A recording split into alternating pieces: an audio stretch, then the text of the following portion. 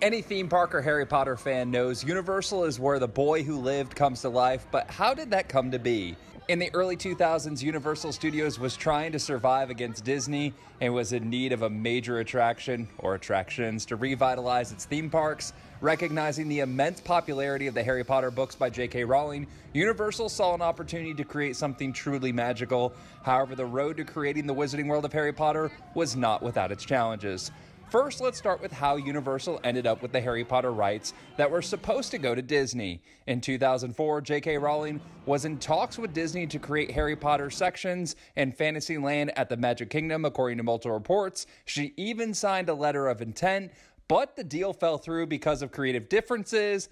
Rowling had some strict demands like having no other IP in the same land, having control over every detail, and receiving a large percentage of profits. Disney, not about that lifestyle and wasn't meeting all of her demands. Supposedly wasn't going to make it a big enough deal for J.K. Rowling's likings. Universal, on the other hand, they heard things were going wrong and were happy to agree to all of Rowling's demands. They even revised their original plans to make the Wizarding World of Harry Potter much more immersive and expansive. Universal also secured a licensing deal with Warner Brothers Entertainment, who owned the rights to Harry Potter film franchise. Universal announced its deal with Rowling in 2007 and opened its first phase of the Wizarding World of Harry Potter at Islands of Adventure in 2010, taking over most of the area of Lost Continent.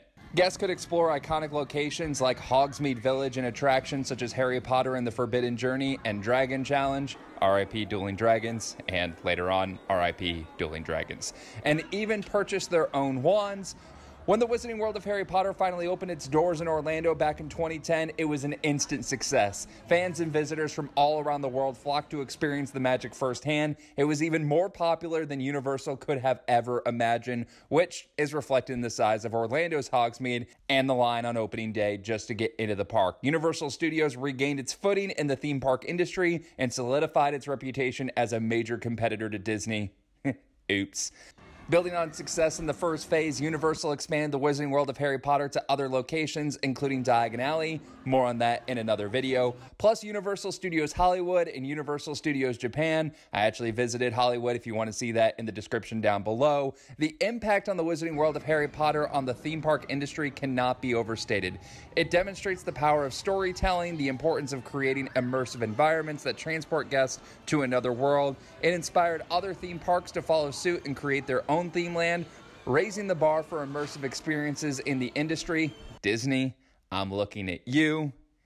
And you again. The Wizarding World of Harry Potter goes beyond competing with Disney. It was a huge success and has attracted millions of fans from all around the world. And Universal Orlando Resort generates over $1 billion in revenue each year, so it's working out pretty well for them and J.K. Rowling and Warner Brothers and basically anyone connected that's not Disney. Have you been to the Wizarding World of Harry Potter yet in Orlando or anywhere else for that matter? Let me know in the comment section below. And what other theme park history, events, and undertakings do you want to hear about?